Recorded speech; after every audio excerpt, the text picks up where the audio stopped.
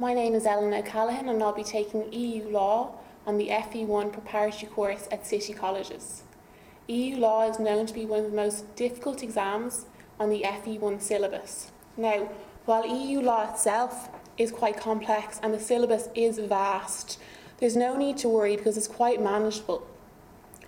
When we look at the past papers, we see consistency and predictability. Now, while the examiner has been changed quite recently, the more historic past papers do still reflect the current past papers in structure and format.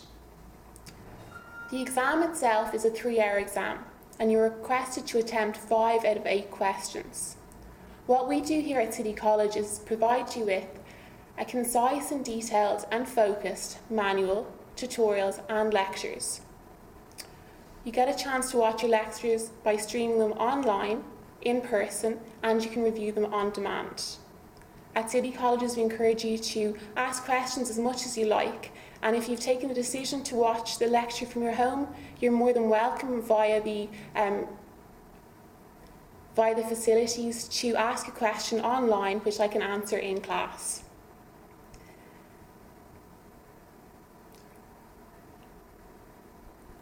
Outside of class time, you may have questions as you're doing your revision, and you're always encouraged to contact me via email or text message, because not only do you study during your lecture period, but you'll also be studying throughout the time, and especially coming up to the exam.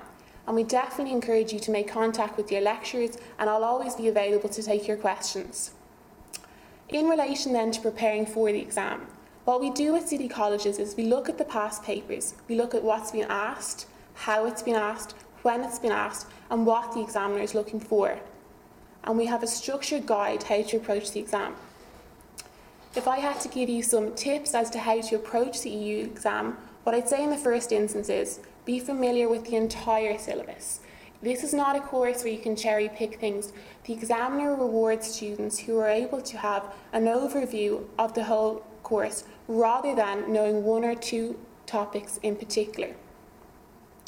What I suggest to students when they sit down to their EU Law exam is to focus first on an essay-style question, one which lends itself to prepared answers. Such questions in the EU Law syllabus would be on judicial review, preliminary reference, or state compliance. Now, a question like this will give you confidence at the beginning of your exam. You'll be able to fill out a pre-prepared question at the beginning, build your confidence and settle into your exam. Following on from that then, a question that's frequently asked is directives and direct effect. Now, this question often comes up as an essay-style question. And while from year to year the factors and the characters of that question do change, students are able to prepare a comprehensive answer to this question, which will allow them to fill that in and slip it into the exam that they're taking and simply adjust the character, name of directives and things like that. A question that some people struggle with is the question on institutions. The institution question is a hard question. It's a question I suggest leading to the end of the exam. And the reason for that is a proper answer to this question, and in order to do well in this question, you need to give a very, very detailed answer. Given that you're under time constraints, it suggests that you leave this question over to the end of your paper, that you might approach it when you have the time, knowing that you've completed your other questions.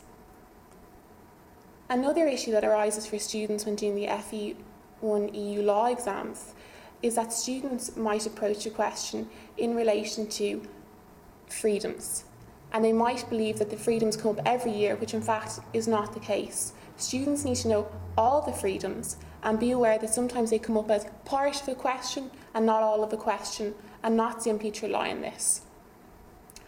Finally, very frequently, of course, there's the case law question. And this question allows students to attempt 3 case notes out of 8. Now, while this is a good and useful question and students can prepare for this to a certain extent, students must be aware that they need to know more than the basic facts. They need to stand out from the crowd in this question in order to do well.